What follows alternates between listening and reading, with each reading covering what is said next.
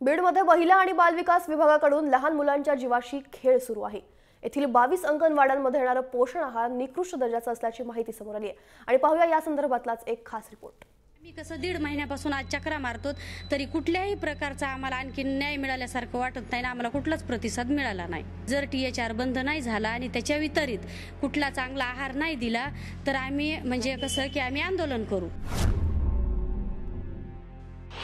पंकजाताई ऐकलत, हे वास्तव आहे टेक होम राशन म्हणजे THR योजनेचं। ही परिस्थिती आहे बीड मधली। लहान मुलं, गरोदर मातांसाठी महिला बालकल्याण विभागाने ही पोषण आहार योजना सुरू केली। बीड मधल्या 22 अंगणवाड्यांनी पोषण आहार निकृष्ट आहे अशी वारंवार तक्रार केली आहे, पण काहीच उपयोग होत नाही।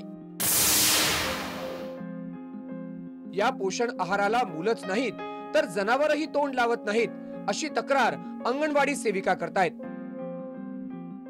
असल्या मुलांना तुम्ही हे मुलं खात नाहीत काय, तर आमचे नुसते वास येतो त्याचा, आणि खायला लागलं तर नुसतं कचकच लागतात म्हणे ते। ह्याच्यापेक्षा दुसरं द्या ना मॅडम काहीतरी, जे मुलं खातेत केळी किंवा अंडे असं काहीतरी द्या ना मुलं, ज्याच्यापासून पौष्टिकता वाढन मुलांची। हे काय म्हणे असलं भुसकट देतात तुम्ही, ह्याच्यामध्ये काय यायचं बघा बने कसं रीती निघायला लागली। आम्ही खाल्लं की नुसतं कचकच कचकच लागतं, ते लेकरांनी खाल्लं कसं व्हायचं।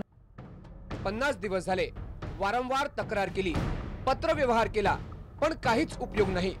सरकारी अधिकारी आणि जनतेचे सेवक म्हणवणारे राजकीय पुढारी कोणालाच याकडे लक्ष द्यावंसं वाटत नाही।